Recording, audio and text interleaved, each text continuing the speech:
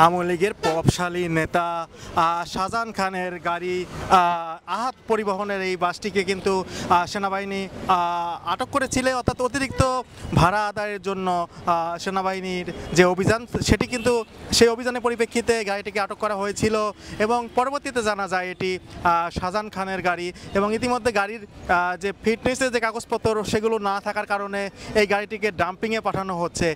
অর্থাৎ যেমনটি কিন্তু আমরা দেখতে পাচ্ছিলাম যে গাড়িটি ডাম্পিংয়ের যে প্রক্রিয়াধীন সেটি কিন্তু শুরু করা হয়েছে। এই গাড়িটা হচ্ছে একটা হচ্ছে পুলিশ এবং সেনাবাহিনীটা যৌথ একটা চেকপোস্ট ছিল।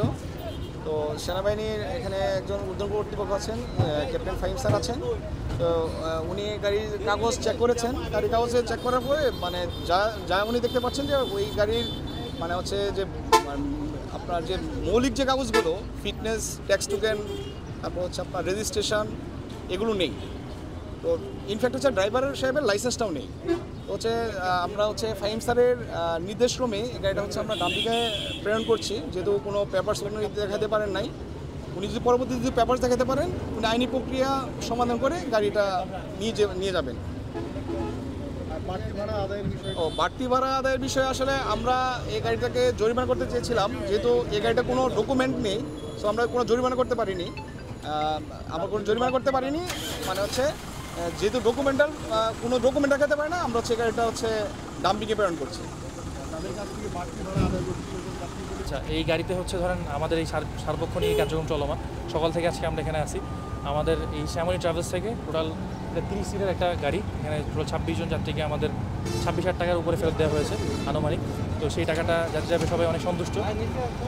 আমাদের কার্যক্রম এটা হচ্ছে 12 তারিখ থেকে আমরা কার্যক্রম চলমান রেখেছি। আজকে 15 তারিখ ঈদের মানে স্বাভাবিক ছুটি শেষ হয়ে গেছে, তারপরে এই কার্যক্রম চলমান আছে। আইনি ব্যবস্থা যে সমস্ত গাড়িতে মানে অতিরিক্ত ভাড়া যে সমস্ত গাড়িতে নেওয়া হচ্ছে সমস্ত গাড়িতে হচ্ছে আপনার এক্সট্রা ফেয়ার নেওয়ার জন্য যে মামলা দেওয়া হবে 3000 টাকা, সেটা প্রত্যেকটা গাড়িতে দেওয়া হচ্ছে। এছাড়াও যে সমস্ত গাড়িতে কাগজপত্রের সমস্যা রয়েছে সেই সমস্ত গাড়িতে কাগজপত্র রিলেটেড যে সমস্যা, ফিটনেস বা লাইসেন্স রিলেটেড যদি কোনো সমস্যা থেকে থাকে ওগুলো হচ্ছে জব্দ করে মামলা দেওয়া হচ্ছে। এছাড়া একটু আগে আপনারা দেখেছেন একটা গাড়িকে ডাম্পিংয়ে পাঠানো হয়েছে তার কাগজপত্র ঠিক না থাকার কারণে, আহাদ এন্টারপ্রাইজ নামে একটা গাড়ি।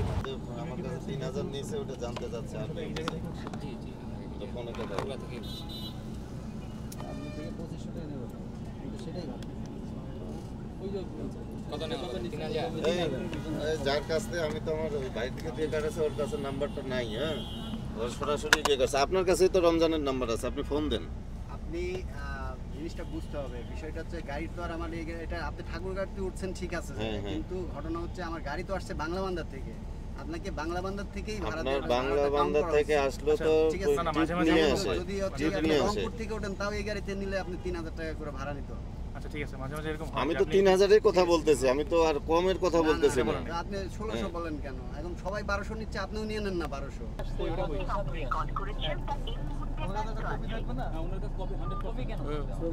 কেন থাকবে না? C1 এর যাত্রী ভাই, আপনি কাকে নিয়ে আসছেন গাড়িতে?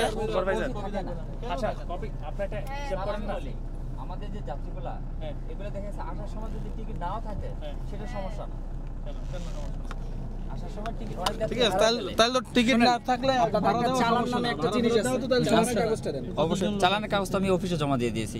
কেন? আপনি তো অফিসে জানেন না। আমাদের এখন হিসাব হয়, আমাদের যে পাম্প আছে এনার পাম্প, সেখানে হিসাব হয়। ওই যে আমি হিমু বলতেছি, 3টা টিকিট দিয়ে আসলাম।